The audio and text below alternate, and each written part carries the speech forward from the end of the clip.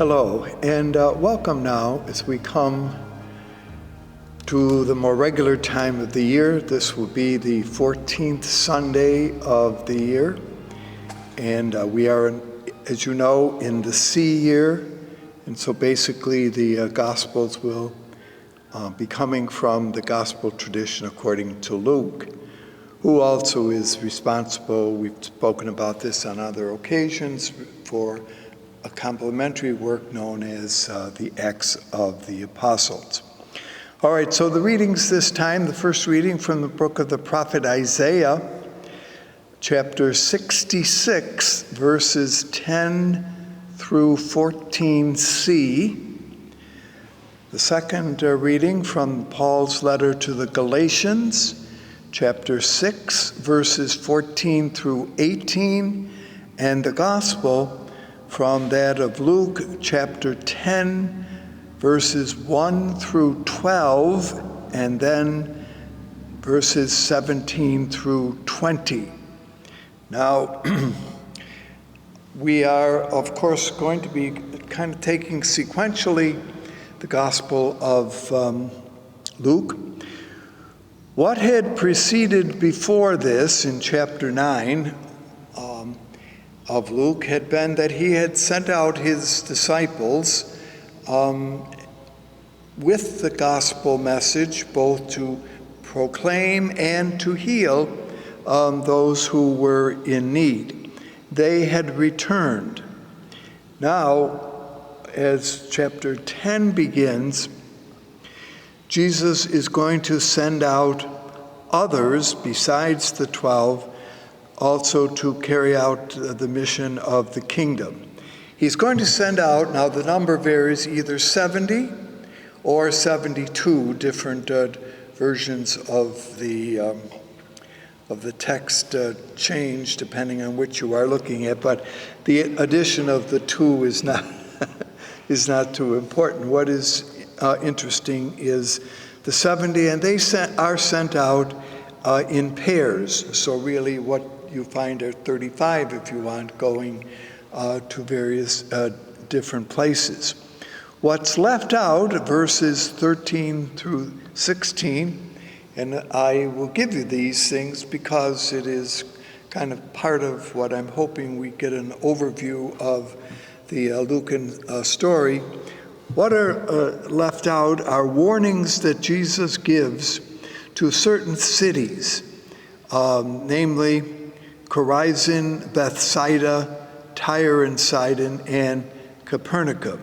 And to each of them, in effect, Jesus is saying, if they had heard the message that we are bringing, they would have changed. However, they have not.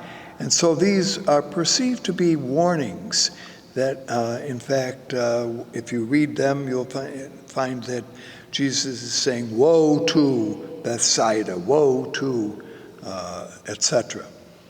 All right, warnings that, and today, these places are, well, sort of known thanks to archaeologists who are digging them up.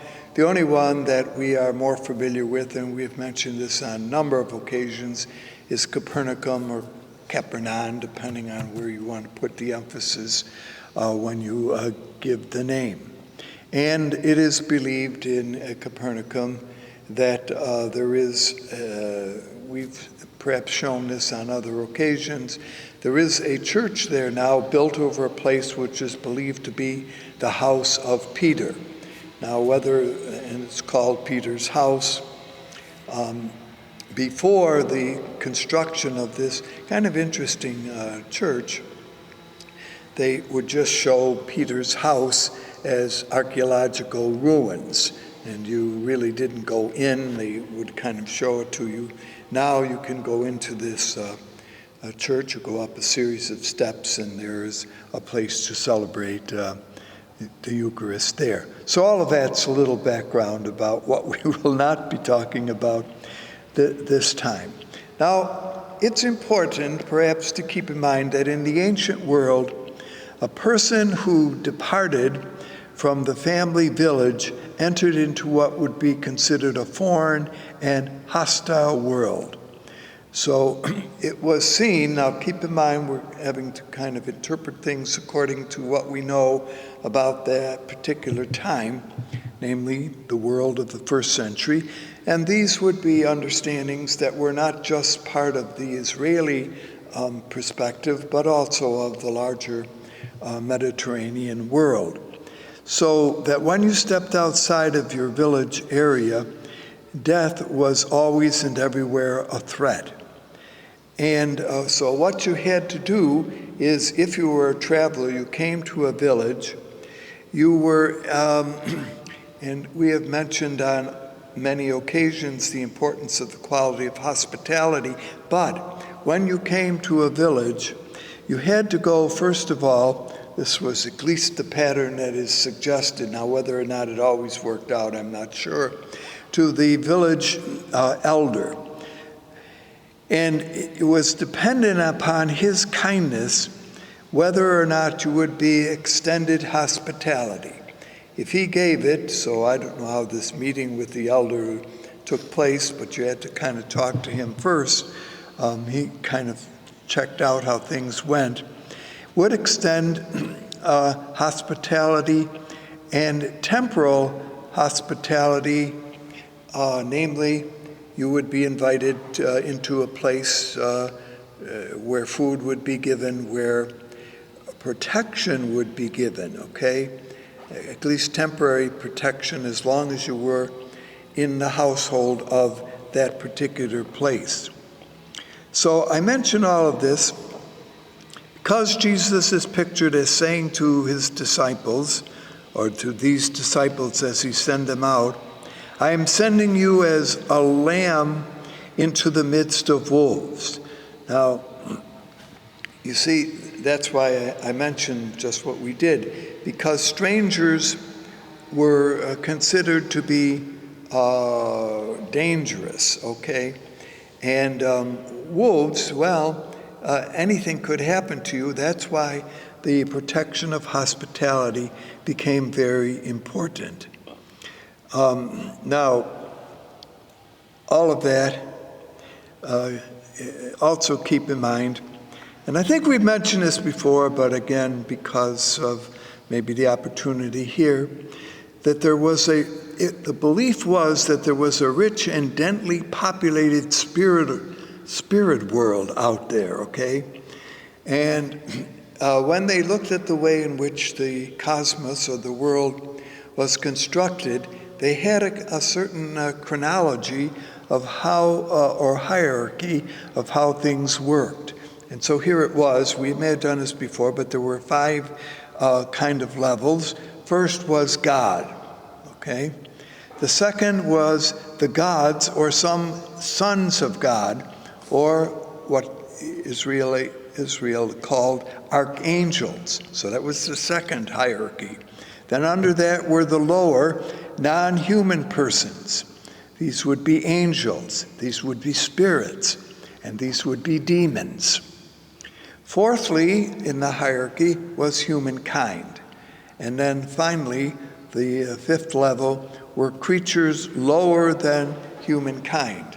So this hierarchy of creation was one that was popular at the time, and perhaps helps a little bit to understand.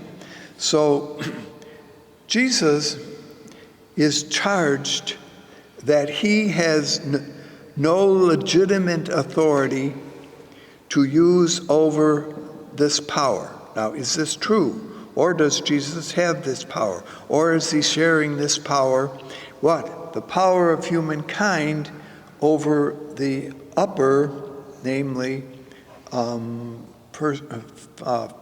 persons in the hierarchy. And this is where the demons were. See, keep in mind that humans are number 4, demons are number 3. So that therefore, they have a certain power.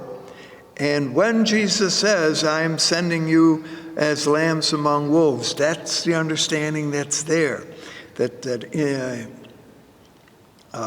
there are perhaps powers out there that are dangerous and could be hurtful. Now, Jesus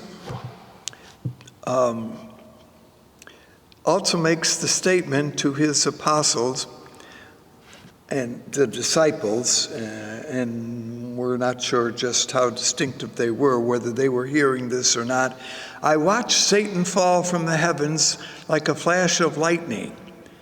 Now, really? Satan in heaven? And this goes to the point that I'm just making. When you keep this hierarchy, keep in mind that they belong to, that is, the demonic, belong to the third hierarchy. And so therefore, well, do they fall from the heavens? Here, of course, we have the cosmology of the world. We've spoken about this before, and again, we need to keep it in mind that you had the heavens, the earth, and the underworld, okay? Now, in the heavens resided whom? God. The gods are the sons of God, the archangels, the lower than non-human persons, namely angel spirits and demons. So we don't often think of demons being in the heavens, but when you kind of construct the world in this triad formula, that's where they were. And so therefore, when Jesus says, I saw Satan fall from the heavens, that would make some sense to those who heard this. So there is also, therefore, a conflict between good and evil, and is it of cosmic proportions, for far beyond what we can imagine. What is the struggle that's going on in this level that humans are not necessarily aware of or part of, certainly not a part of?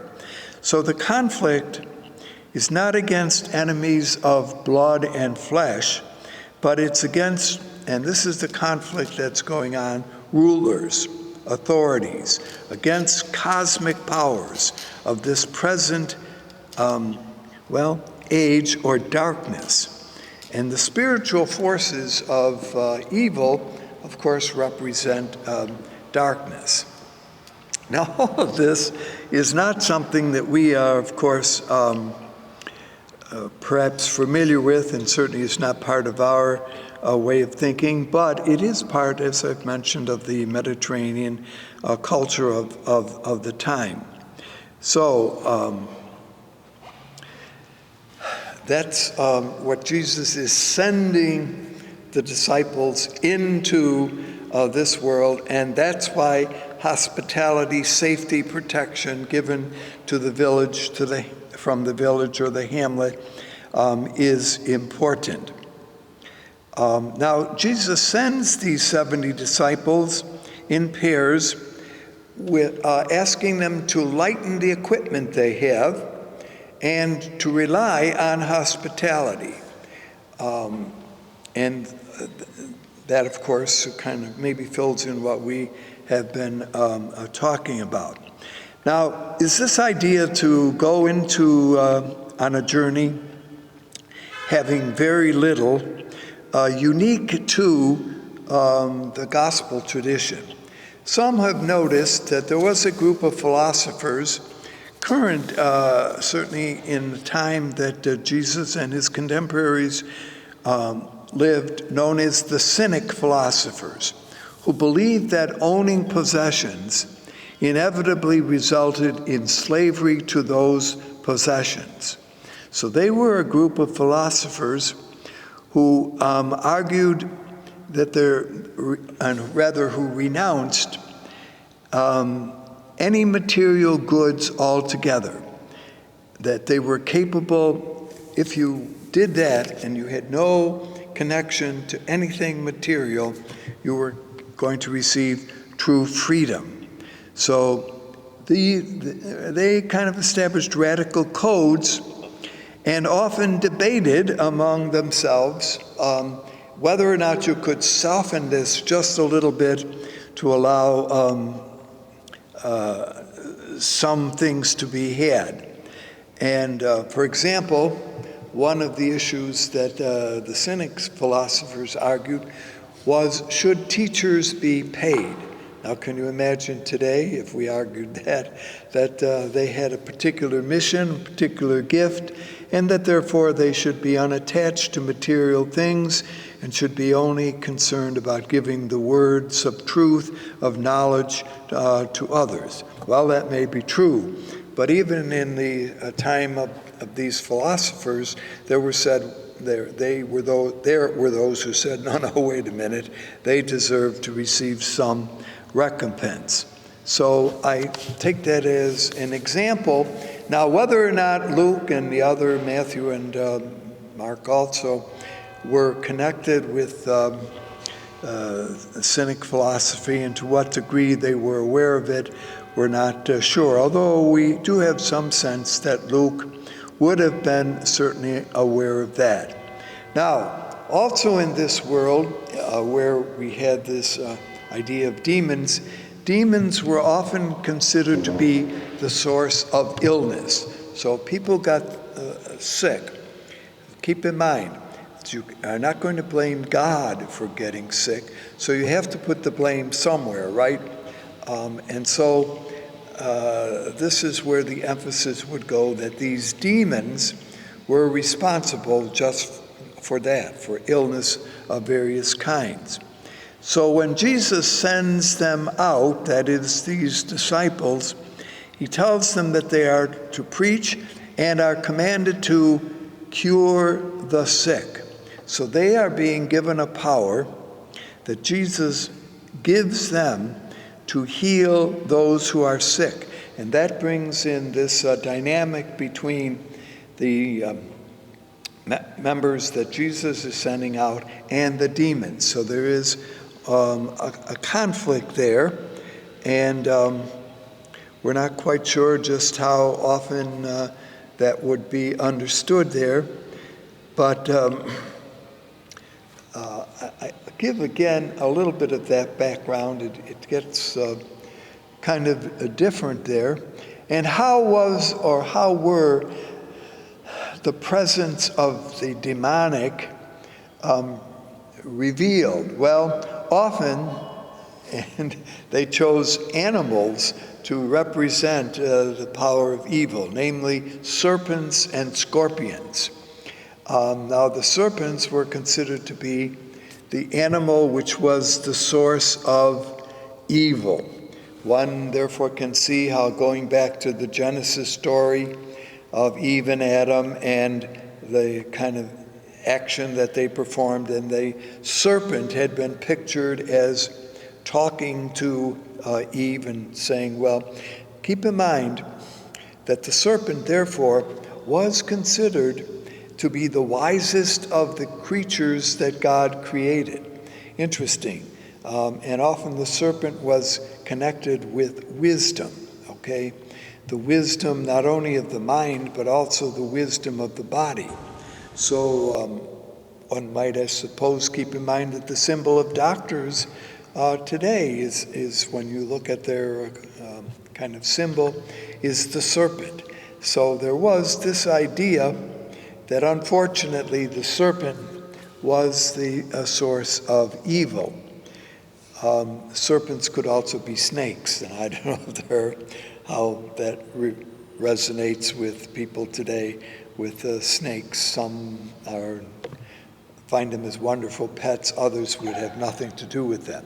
Scorpions, on the other hand, were considered to be the source of divine punishment. And it was actually the scorpion was a yellow scorpion, okay? So these two are often in the text, and when they appear, not good animals, okay?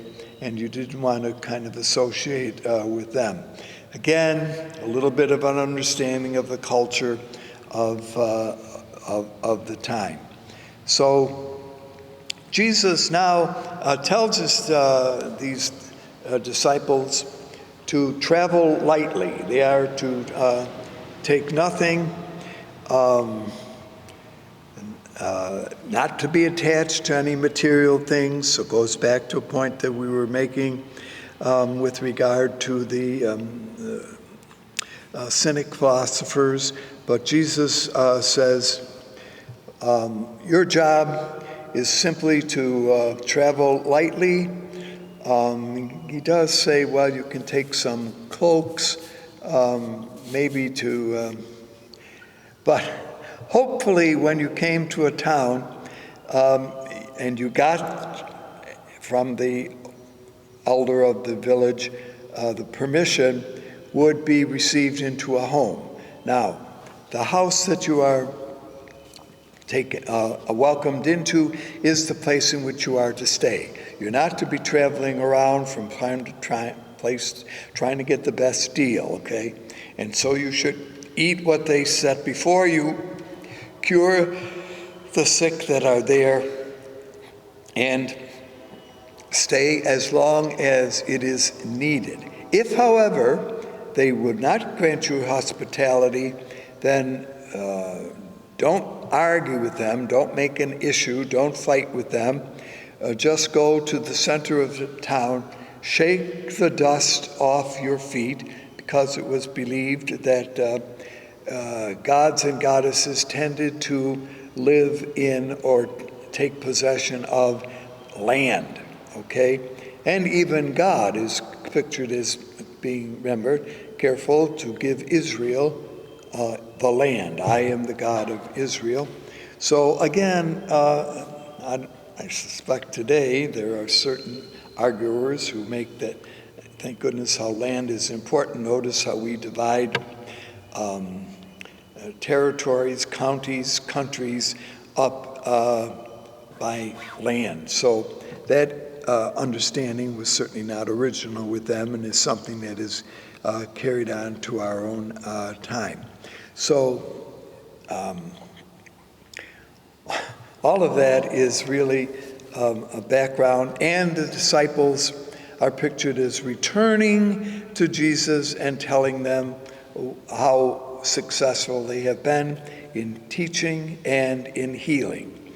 Now, we don't often think of them as, we think of them perhaps as announcing and teaching and something about Jesus and the message. Well, it's not about Jesus, but it's as much about the kingdom of God, the basilica, as the Greek would call it.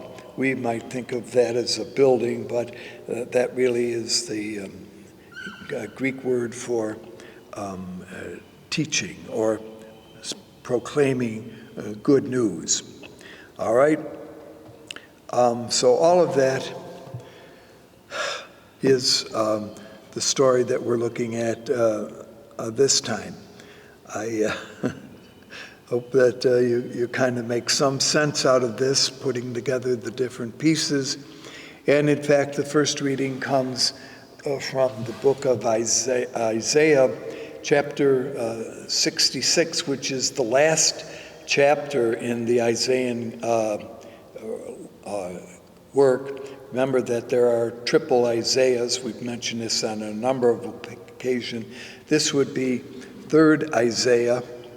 And I think you really have to search sometime to find out why certain sections from one of the persons or stories in the Old Testament or Hebrew Bible are chosen, if not that in some ways it matches some aspect of the gospel.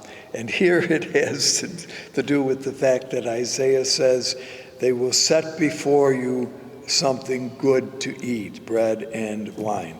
Well, all right. That's really stretching it, I think, a little bit.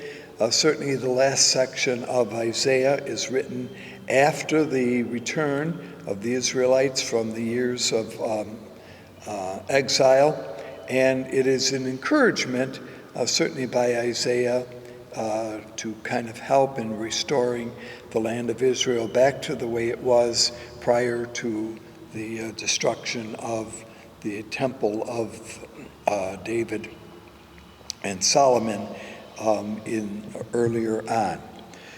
So all of that is a little bit of a background. We have noticed on other occasions Luke's interest in speaking practically about the importance of food, okay? If there is one characteristic that is among others, that is unique and important in the Gospel of Luke. It is the fact that there is to be enough food for everyone, and to notice, by the way, that Jesus is pictured as eating very frequently with all classes of people, with both the rich and the poor, with both the saint and the sinner, that Jesus seems to be non-discriminatory in this regard in eating with them. By the way, the material now that we are looking at this time is part of the great journey story that is also another important characteristic of the Lucan tradition. We have noticed this, and I take this opportunity just to review this again, that one of the kind of qualities that or characteristics that Luke likes is that of the journey. People are frequently on journeys. In fact, when you go to the story of the birth of Jesus, there's a journey of Joseph and Mary, presumably coming from Nazareth, the north, down to the south to Bethlehem, a journey. There is the kind of interesting journey that the family, Joseph, Mary, and Jesus, make to Jerusalem when Jesus is 12 years old. So there's a journey, and it is there that an important event happens. Throughout the Lucan Gospel, we will see stories of journeys. Certainly when it comes up, we will see the journey of the man who goes down from Jerusalem to Jericho, the Samaritan story, a journey. So this, however, and the material that we will be looking at over the next few weeks, entails a great journey, a journey in which Jesus is moving now from the north, from the Galilee, and ultimately will come down to the city of Jerusalem. And along the way, we will get a number of stories. Jesus doesn't do a great deal of healing and teaching, but he does do some, and we will see some of that. So again, a journey. Now, what is Jesus doing with the 70 disciples? Sending them out on journeys into various towns and villages with the news of the gospel and with the power of healing. So notice how very kind of artistically the third gospel writer uses the idea of a journey as a way of doing things. And also, keeping in mind, as we began today, journeys were often dangerous. That's why people traveled not simply individually. Certainly that would be a very, very unwise move to make, but traveled in groups, because that often offered some protection from those who were not so interested in travelers or were interested in them to see what they could do to get from them, namely robbers. But also, somehow if one traveled alone, the power of the demonic might be able to more readily kind of affect you. So if you traveled in groups, there was some protection that was given, even now not universally true, but given to traveling in journeys. So why Jesus sends them out, this is where I'm going, in pairs, okay? Now, throughout this gospel, and again, it's another quality, gives us a little opportunity this time to review that. Very often, when people are on journeys, one will notice that they travel in pairs. They do not travel alone. They don't necessarily travel in a group, although certainly they might, but it's a pair. Now, why? Well, one might support and take care of the other if they have needs, or two is always a better way of verifying the truth of something than simply having one person say it. So all of that. Well, thank you for being with us this time. I have certainly wandered around with a number of different insights, but this gives us an opportunity as we return now to listening to Luke's story over the weeks to come, some of the characteristics in Luke's account to keep in mind, and also an understanding that in the ancient world, the power of the demonic was very real because it fell in what was called the spirit world. And Jesus gives his disciples the power given to him, to them, to deal with that evil. All right, well, thank you for being with us, and hope to see you